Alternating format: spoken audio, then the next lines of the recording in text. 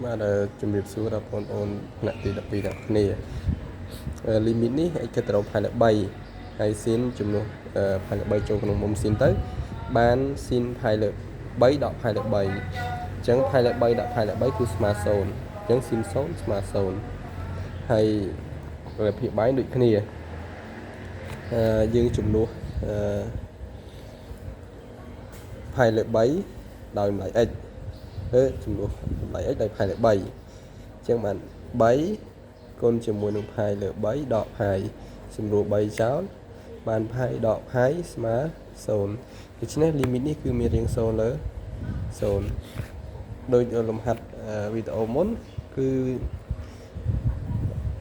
យើងមើលមុំរបស់ស៊ីន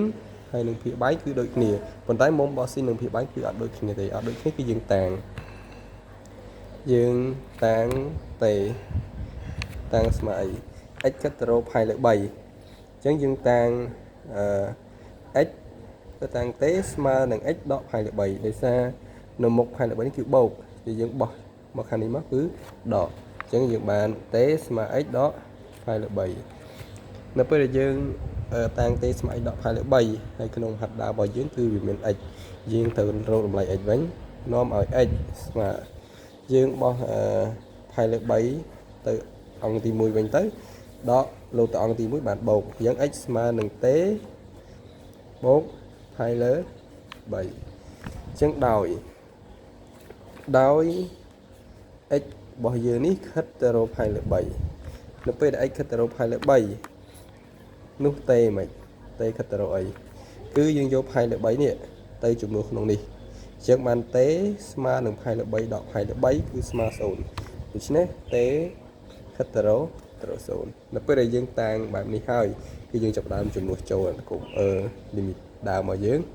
លីមីត x ខិតទៅរកផាយលើ3ស៊ីន x ដកផាយលើ3នៅលើ 3x ដកផាយហ្នឹងវាទៅជាអីវិញទៅជាលីមីតទេម្ដងនៃសារ x ហ្នឹងគឺយើងតាំងដោយទេវិញទេស្មើខិតទៅរក0ហើយស៊ីនx ដកផាយលើ3ហ្នឹងគឺស្មើអីនេះ x ដកផាយលើ3នេះគឺស្មើទេអញ្ចឹងស៊ីនទេហើយ 3x យើងស្មើអីគេ x យើងគឺស្មើនឹងទេបូកផាយលើ3អញ្ចឹង x នេះចំនួនដោយទេបូកផាយលើ3តោះមកយើងដកហើយស្មើនឹងលីមីតទេខិតទៅរក0ស៊ីនទេនេះដល់ពេលយើងគុណចូលទៅ3ទេហើយគុណចូលទៀតទៅ3គុណនឹងផាយ3ផាយលើ3អញ្ចឹងសម្រួល3ចោលវាសល់បូកផាយដកហើយអញ្ចឹងបូកផាយដកផាយស៊ីសងអស់អញ្ចឹងលីមីតនេះទេខិតទៅរក0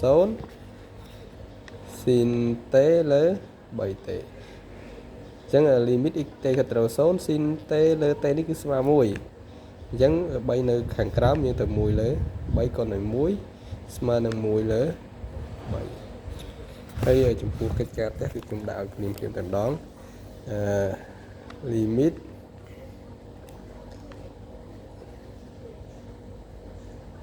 x គិតទៅរកផាយលើ4ស៊ីន x ដកផាយលើ4នៅលើ 4x ដកផាយបាទនេះកិច្ចការផ្ទះមានតែមួយលំហាត់នេះទេសូមអរគុណ